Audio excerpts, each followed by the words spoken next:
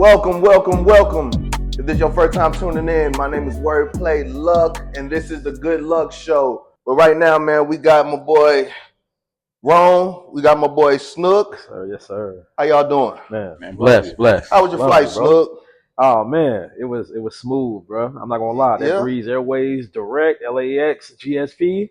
No layovers. No layovers, baby. No layovers, man. It's a good game. It's a good game. That's beautiful. Shout out to them. That's beautiful. They treated me lovely. That's beautiful, man. Well, we ain't gonna really waste no time, man. You know, Snook Show. Yes, sir. Yes, sir. The Snook Show. Yes, sir. Yes, sir. Before we get started on the Snook Show, what is your favorite sitcom? If you had to name your number one sitcom that I only can pick one. Just one that you could, if you had to watch one sitcom for the rest of your life. Oh, that's easy for him. I mean, yeah. That's. I'll probably have to go with Fresh Prince. Okay. If I could only pick one. Fresh Prince. Yeah, because I truly was raised on it. You know, I was brought up on it. And it feels a little bit more family oriented to what I identify to be. You know, that example of what I like a good black sitcom from the 90s represents. Sounds good. Wrong. I'm going Martin. Martin. Yeah, Martin all day. You know, on my other side, I'm going Friends. Because, you know, if you know me, you know. If you know me, if you know me, right? But no, Martin, I watch Martin more like on an everyday basis. You know what I'm saying? As far as like my humor, but like as a calming mechanism, Friends is just like one of those shows for me. Right. Sure. Now that's what's up, man.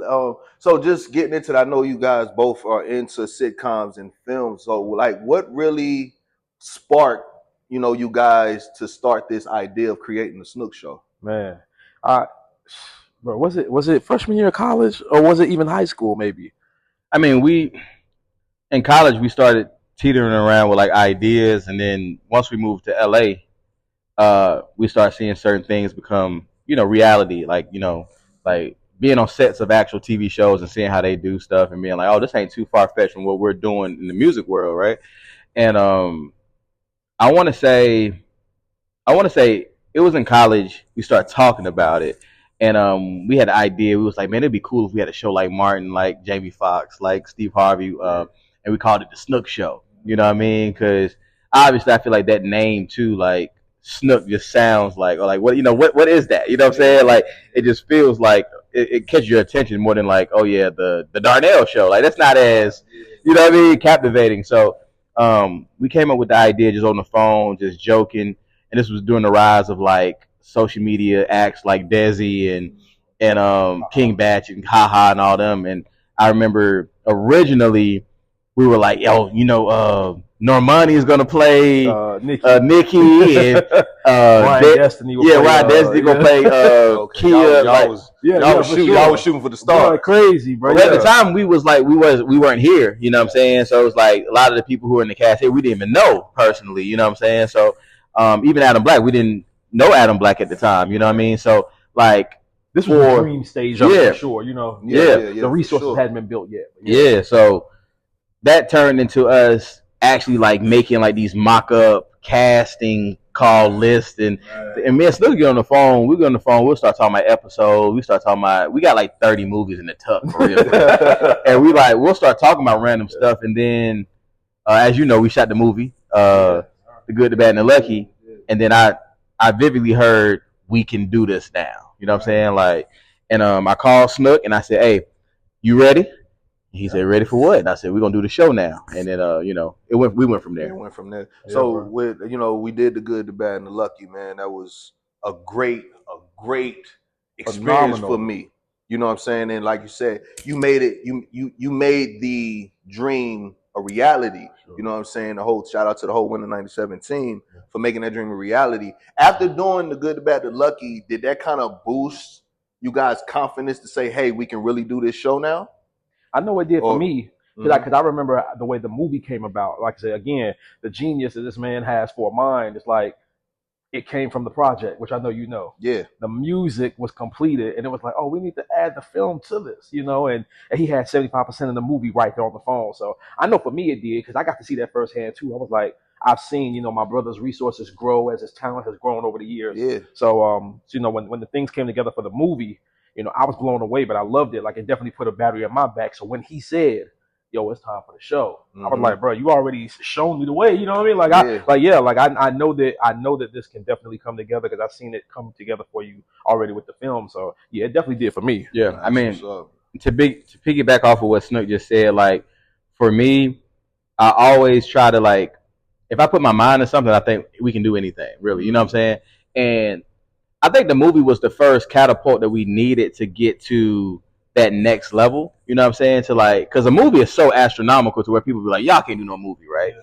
To where it was like, not only did we do a TV show after that, we did 10 episodes essentially, right? Yeah. And it was like, oh, we can do this, but we had never done it before. Right. You know what I mean? Like I'm talking about sitting down with Eric at first and coming up with concepts for the first episode, and then me, Snook, and Blues hopping on the phone for about 3 hours, coming up with the rest of the concepts for the episodes, and then eventually it got to the last 4 or 5 episodes. Me and Snook are on the phone 3-4 hours writing the script.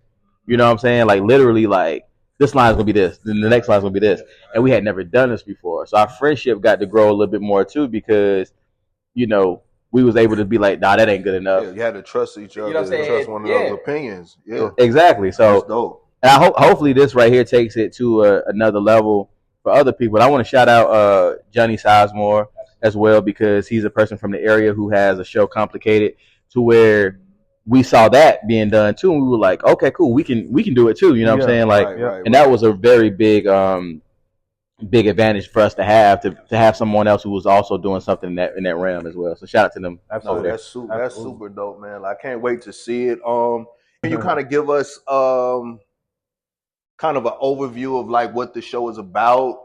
As far as maybe the characters and just where is it kind of based? Because y'all are doing a traditional sitcom, correct? Yeah, for sure. Yeah. So can y'all give us a little bit of information on 100%. So this version, this adaptation of Snook, right? He's born raised in DC.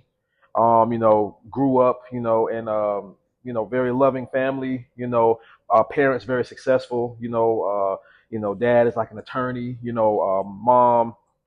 I don't even know if we didn't give her a job. Yeah, we didn't give her a job. Yeah. Right, but very, very. She work at the Mission. Yeah, very, very good background, right? He and his little sister Kia, is influenced by music, fashion, sneakers. So goes to Howard, which is where he meets TK, which is Disney 85's character, and from there they get a sneaker store, and this is where it kind of opens up to where it's like this is after college, it's that HBCU pride that you have, from like a different world, if you will, but then he's got a very successful relationship with his girlfriend, who's also very successful. Nikki has her own business, and then of course you've got the interesting characters, your hustler, who comes in and always got different things. You've got your guy with his ear to the street. He's the eyes and ears everywhere. Sure. So it's a really unique group of people that I feel like we pull together to make a community that's relatable, and I feel like people will definitely tap into. Yeah. It feels very familiar, especially the formula that we use too. When it comes to how the show, it seems very vintage. Like the very traditional sitcom. As you watch it, the goal that we hope is that you watch it and you're like, dang, this feels familiar, though I've never seen it before. Yeah, you know what I'm saying. Nah, that's super dope. That's super dope. Would you like to elaborate on anything? Yeah, I mean, like I said, he explained it pretty well. My elevator pitch would be if a different world met Martin. Yeah. Right, and not necessarily in that time frame, obviously, right? Because we're still in 2024, 2025. But at the same time, it's like, as far as the comedy aspects, as far as the 20-somethings, the early 30s, right? Mm-hmm. Those people having a show to watch, because I think everything now is more centered around family, right? Mm-hmm. Where it's like, okay, it's great to see families and people have kids and things like that, which we all do here. But it's like, also too, you need a show to where you feel like, man, I just want to watch a show and feel like I'm familiar with that guy. You know what I'm saying? Like, oh, I'm familiar with her lifestyle. You know what I'm saying? Like, Snook being very successful, TK being successful, they own a sneaker store, you know what I'm saying? And how that shows into like the times now where we have a lot of entrepreneurs, right? Right. So where Nikki owns her own place and Kia is is very she has an entrepreneurial spirit, right? Even though she don't have her own business at the time on the show, but like she works for Nikki, but she has a go get it attitude. Bootleg Craig has everything. Ahmad has his ears to the street, as he said, right? And our other characters as well. We wanted to show black excellence without making it like the Cosby Show, where it looked like it was a little bit unattainable. It's like you can get that, you know what I'm saying? That was my only thing that I used to have with the Cosby. I was like, for this time, but you know, you know, it was still a great show. I know both of you guys, if I'm correct, you know, y'all both had, you know, y'all experience in theater. Yes, correct. Absolutely. So what for you, Snook? I'm gonna ask you first. You know, what's the difference between actually shooting like this particular format of acting and theater? Is there any kind of correlation to it, or is it totally opposite? You know what? I feel like because theater laid such a foundation for me, I would be lying to say no. But because there's been such a gap between when I did theater to now when we're doing the show, a lot of things almost felt like, you know, they're kind of like, you know, fresh, you know, like ways that I'm going about trying to film the show. So like, for example, theater, at least when I was younger doing theater, it felt like no matter what, the repetition brought about the memorization. But now it's like, as I've gotten older, I'm like, okay, cool. Like, I need to know the general area that the conversation needs to go in. And it's like, even if I don't hit it on the mark, I'm going to get something, you know, similar to it. You know what I mean? So, you know, so it definitely, and I guess that's another good thing too, because here it's like, we're not so gung-ho on, oh, you better have every and, if, and but perfect, you know? It's like, nah, like we just got a destination we want to get to, you know? So like, by all means, like, you know, whatever you kind of feel you need to change to get that direction, like, that's cool, you know? So, you know, there's a lot of things, you know, I guess like, you know, the time, right, that you put into it. Like, I know we spent a lot of time, you know, rehearsing for theater. There was a lot of time, you know, from, you know, planning, you know, when we're going to shoot, you know, the writing the scripts, you know, things of that nature. So I would think theater would be way harder because it's I would say this, you know what I'm saying? It's live, like, you know, it's really no from that standpoint. And we did traditional theater too. Yeah, right. And we did traditional theater. It wasn't like, I mean, we did like church theaters and stuff like that too as well. But like we did like traditional Shakespeare theater as well. Like, you know what I'm saying, Broadway script theater as well. So it's like, it's a little different because like Snook said, you have to get every word. Like it's directors who don't let you wing off, right? On our show, we wanted to give it a little bit more relaxation to that, right? And what I'll say is, I think being in theater and doing the show, like Snook said, it's a big gap between when we were doing that theater as teenagers and going into college in our early 20s, and now we're like in our early 30s, so it's like, oh, this is a big difference, right? But also too, we're very competitive because with it breeds competition, because you're like, I don't want to have to do this 3-4 times. Right. In fact, so as if you were there, you know what I'm saying, for the last few days, it's like Snook started developing this thing. It was, you know, one take shawty, right? Call him one take Timmy, right? But see, that's all theater is. Yeah. You don't get that's two why takes, that's right? why I say, like, I feel like theater I felt like this would have been a cakewalk, you know, for you guys, because y'all dealt with theater. I know one thing that scared the hell out of me when we did The Good, the Bad, the Lucky was like, oh my God, I can't remember the lines. And I'm just trying to make sure that I don't mess up, you know, everybody else by me forgetting. But like you said, y'all made it so relaxed to where it's like, you know, hey, if you kind of don't remember word for word, just kind of feed off of what's the emotion that's going on there. The only time the stakes are high is if like we need sunlight. Right. It's about to be the sun about to drop. Get it right. Get it right. You know what I'm saying? Nah, for sure. So, how similar are y'all characters to y'all in real life? I'll say my character couldn't be. It's a 180 compared to who I am in real life, right? As far as like the attitude, I guess, right? You know what I'm saying? Like, I think TK is a great guy. I really do think he's a great guy. I mean, we developed him, so it's like, you know, we want to make bad individuals, but I think all the characters are great people. But I feel like there's certain things that are different between all of us, to be honest with you. I think TK, with the knowledge of, I don't want to give up too much of the show, but TK does something really foul to his best friend, right? To where Days 85 Roll would never do, you know what I'm saying? Like, I was like, no, I would never do that. But for the concept of the show, it worked out perfect, you know what I'm saying? So that's just my my engagement with TK. I love TK as a person. I didn't go to a HBCU, which haunts me to this day, but TK did. So, when he said HU, I feel good about that. You live vicariously. I live vicariously. I'm TK someday. No, for sure. Snook, what about you, man? Before you answer, I felt that your character Snook, of course, was very close to who 100%. you actually are. 100%. There's a lot of elements that we incorporated in the show. Even Jamila's character, right? She plays Kia. That's my little sister. Mm-hmm. I got a little sister in real life. Right. So now the gap between us is bigger. There's 10 years between me and my real little sister. On the show, it's about 4 years between me and Blue. So that was something that when we were coming up with the characters, we thought would be really interesting to show the dynamic of what it's like when you got a sibling closer to your age. Yeah. What that bond would look like, right? Because there's a lot of things in the show where you can see that Jamila's character and we share together. That and my real little sister, not so much. Because there was a time where I was 16 learning to drive. She was 6. She was playing with Barbies. Mm-hmm. So that the gap between siblings is really important. So there's a lot of aspects of the character I can relate to. Of course, the love for sneakers. I'm an entrepreneur myself. But I guess there's aspects to the personality that I'm like, that's not so much me, right? My character in the show, very, very selfish. Very, very selfish. Right. Wants things his way. Like it's got to be this way, nothing else. In real life, like I'm far more relaxed and laid back about how I like things. You know what I'm saying? Like it doesn't have to be my way by any means. And if it does, then that's something really, really important to me. But 9 times out of 10, I'm going with the flow. But sure. Like Snook in the show, like nah, like it's like just the opposite. Just the opposite of that. Opposite in that sense. Nah, that's really cool, man. One thing that I noticed too from just being in the show, from those last couple of episodes that y'all shot, one thing that I always remember from the Fresh Princes and the Martins is the fashion.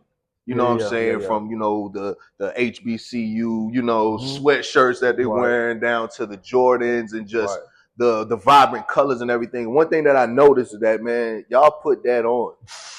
Y'all put the flies cast in the world. Hey, listen, like I look at Snook. You know what I'm saying? I look at Ron. I say, Jamila. I don't want to give out too many people's names right now, but some other characters that's some people that when you see them, be like, wow. And I just like, man, y'all just look good as a unit. You know what I'm saying? It, so that's love, man. How passionate are you guys about fashion? And just I guess maybe not fashion, but just looking presentable. When you go out, like how important is that to you guys? I think it's extremely important, especially being black. You know what I'm saying? Like, I say it's extremely important because you don't want to go out there. I mean, look like you gotta look the part too. You know what I mean? So it's like sometimes, you may not want to do it, but it's like I want to do it, and especially for the show. I feel like those shows we are admiring, Jamie Foxx's, the Martin, Fresh Prince, Different World, you know what I'm saying? Like they all were fly. Like, what I'm saying? Like Whitley was fly, Dwayne Wayne was fly, Martin was fly, Will Smith was fly, Carlton in his own respect, was fly. So it's like Polo gang. Yeah, I mean, like for what you know what I'm saying? Like So it's like when you looked at if someone was dressed like Carlton, you're like, oh, they dressed like Carlton.